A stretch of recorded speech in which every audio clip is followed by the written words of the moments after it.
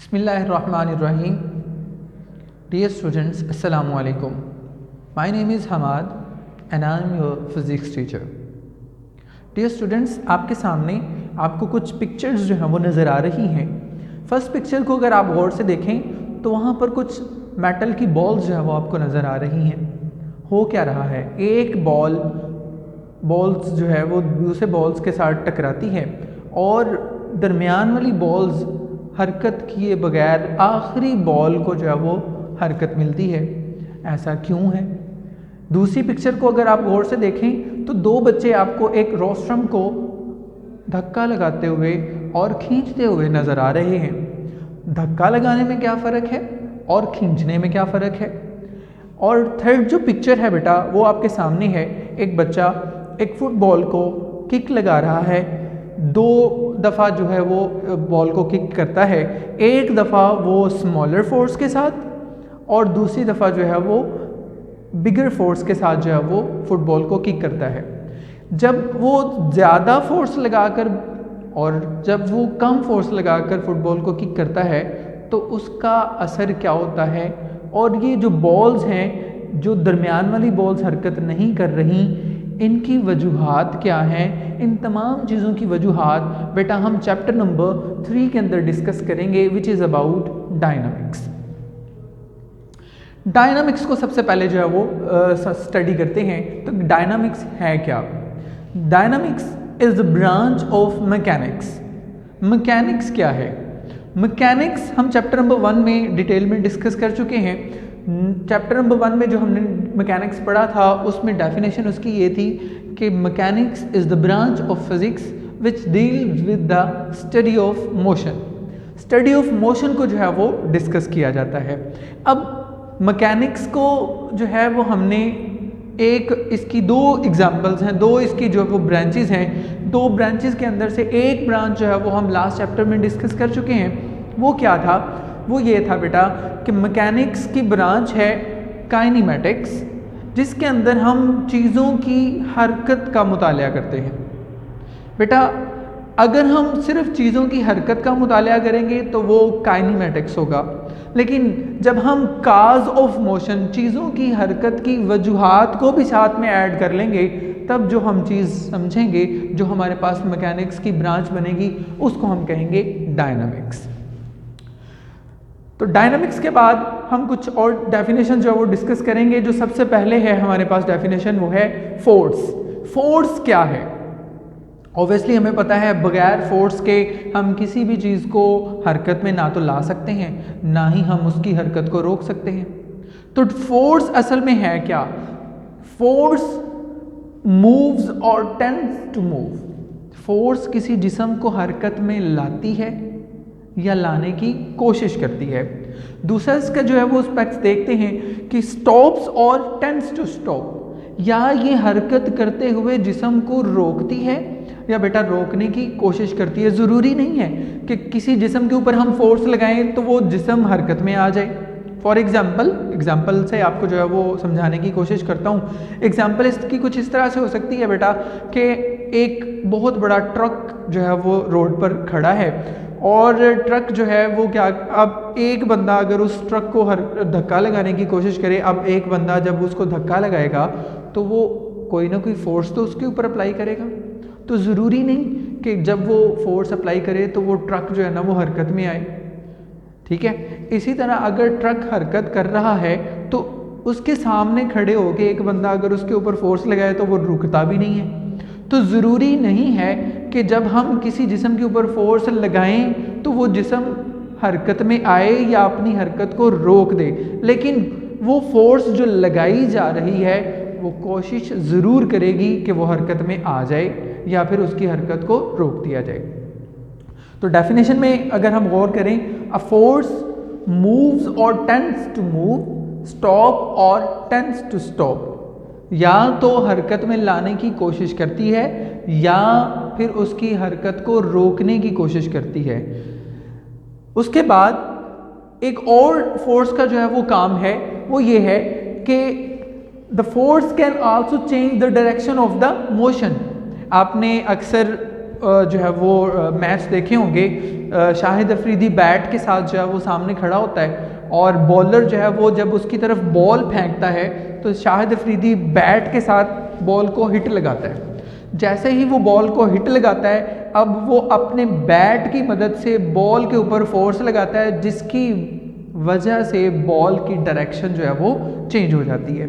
इसी तरह आप नीचे भी देख सकते हैं कि जब किक लगाई जाती है तो फुटबॉल जो है वो हरकत में आ जाता है, उसकी एक ख़ास डायरेक्शन होती है। तो फोर्स क्या है? द फोर्स मूव्स और टेंड्स टू मूव, स्टॉप और tends to stop of the motion of the body. The force can also change the direction of the motion of a body. Next बेटा हमारे पास जो चीज़ है वो है इनर्शिया। इनर्शिया क्या है? इनर्शिया दरअसल किसी भी ऑब्जेक्ट की, किसी भी बॉडी की एक प्रॉपर्टी का नाम है, ड्यू टू विच, जिसकी वजह से इट रेजिस्ट, वो बॉडी रेजिस्ट करती है, वो बॉडी जो है वो रुकती है, या बॉडी जो है वो अपनी हालत में तब्दीली के खिलाफ जो है वो अपनी तब्दीली के खिलाफ मज़ाहमत करती है। It's any change in its state. State दो किस्म की होती हैं बेटा, या तो वो रेस्ट हो सकती है या फिर मोशन हो सकती है। अगर आप नीचे देखें गौर से तो आपको एग्जाम्पल के अंदर एक गाड़ी के जो है वो एकदम टकराने का मंजर आप जो है वो देख रहे हैं। गाड़ी के अंदर जो ड्राइवर है पहले स्मूथली हरकत कर रहा है, लेकिन जैसे ही गाड़ी जो है वो किसी पिलर के साथ या किसी चीज़ के साथ टकराती है, गाड़ी फिल फॉर अपनी मोशन को रोक लेती है, लेकिन उसके अंदर बैठा हुआ जो शख्स है वो अपनी हरकत को जारी रखने की कोशिश करता है, वो रेजिस्ट करता है। जैसे ही वो रेजिस्ट करता है वो गाड़ी से बाहर जो है वो जंप कर जाता है। It depends upon the mass of the body. Greater the mass, अगर किसी बॉडी का मैस ज़्यादा होगा of the body, greater will be the inertia, तो उसकी इनर्शिया जो प्रॉपर्टी है वो भी ज़्यादा होगी। फॉर एग्जाम्पल, मैं आपको एक और एग्जाम्पल जो है वो यहाँ पर कोट करता चला जाता हूँ, जिससे आप जो है वो इनर्शिया को मज़ीद बेहतर तरीके से समझ पाएंगे। देखिए बेटा, छोटा बच्चा अगर वो अपनी साइकिल को, जिसे ट्राइसिकल हम जो है वो बोलते हैं, 3 पहियों वाली जो साइकिल जो बच्चे चलाते हैं, उसको जो है ना वो चला रहा है, उसको जो है वो हरकत दे रहा है तो बड़ी आसानी से देगा। लेकिन उसी बच्चे को अगर हम बाइसिकल दे दें तो बाइसिकल का मैस ट्राइसिकल के मैस से ज़्यादा होगा, जो कि बच्चे के लिए काफ़ी जो है वो मुश्किल होगा कि उसको जो है वो हरकत दे सके। अगर हम बाइसिकल की जगह पे मोटरसाइकिल जो है ना वो खड़ी कर दें तो फिर उसका मैस ट्राइसिकल से जो है वो और ज़्यादा इंक्रीज़ कर जाएगा। मैस के इंक्रीज़ करने की वजह से इनर्शिया भी इंक्रीज़ करेगा। जब इनर्शिया इंक्रीज़ करेगा तो उसको हरकत में लाने के लिए हमें ज़्यादा फोर्स अप्लाई करनी पड़ेगी, जो कि छोटा बच्चा अप्लाई करने से कासिर रहेगा, और इस वजह से वो बॉडी जो है वो हरकत में नहीं आएगी। इनर्शिया के बाद जो चीज़ हमने पढ़नी है वो है मोमेंटम। अब मोमेंटम को समझने के लिए हमें कुछ चीज़ों को जो है ना वो समझना पड़ेगा। फॉर एग्जाम्पल, डेफिनेशन देखते हैं मोमेंटम की। Momentum of a body is the quantity of motion it possesses due to its mass and velocity. इसका मतलब है कि जो हमारे पास मोमेंटम है वो 2 चीज़ों के ऊपर डिपेंड कर रहा है। First of all mass and second of velocity. ठीक है जी। अगर हम किसी जिस्म का मैस बढ़ा दें तब भी, या किसी जिस्म की वेलोसिटी को इंक्रीज कर दें तब भी, दोनों वजूहात की वजह से मोमेंटम के अंदर जो है वो इजाफा हो जाता है। ठीक है जी। तो मोमेंटम P, मोमेंटम को P से जो है वो डिनोट किया जाता है। Of a body is given by the product of its mass and its velocity. ठीक है जी। मोमेंटम का फार्मूला क्या है? फार्मूला क्या बनेगा? Momentum is equal to P is equal to mv। ठीक है जी। यानी जब हम किसी भी बॉडी के मैस को उसकी वेलोसिटी के साथ मल्टीप्लाई करते हैं तो वो हमारे पास उसके मोमेंटम के जो है वो बराबर होगी।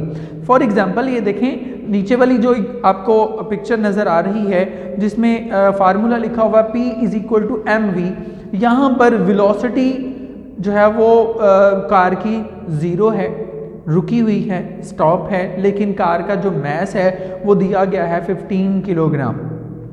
अब मैस 15 किलोग्राम है लेकिन उसकी वेलोसिटी 0 होने की वजह से मोमेंटम हमारे पास 0 आएगा।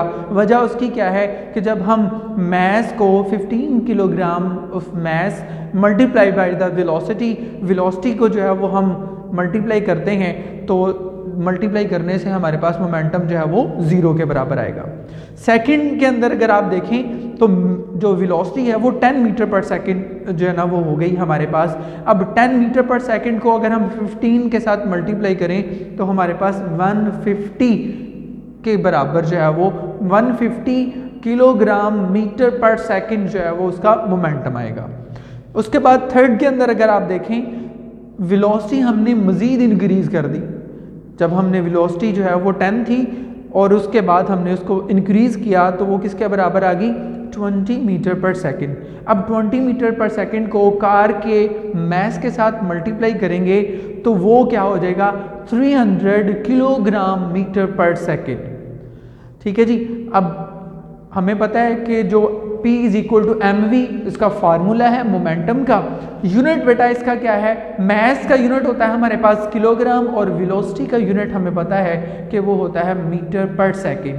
तो कोलेक्टिवली अगर हम देखें तो दोनों यूनिट्स को अगर हम आपस में मल्टीप्लाई करें तो हमारे पास मोमेंटम का यूनिट आ जाएगा। In system international unit of momentum is kilogram meter per second. इसका एक और यूनिट भी है बेटा जिसको हम न्यूटन सेकंड कहते हैं। और ये जो क्वांटिटी है, क्वांटिटी दो किस्म की होती है हमें पता है। एक होती है हमारे पास स्केलर क्वांटिटी और एक होती है हमारे पास वेक्टर क्वांटिटी। स्केलर क्वांटिटी कौन सी होती है, ऐसी क्वांटिटी होती है जिसके अंदर डायरेक्शन की ज़रूरत नहीं होती, वो हम सिर्फ मैग्नीट्यूड और यूनिट से जो है वो इसको कम्प्लीटली समझते हैं।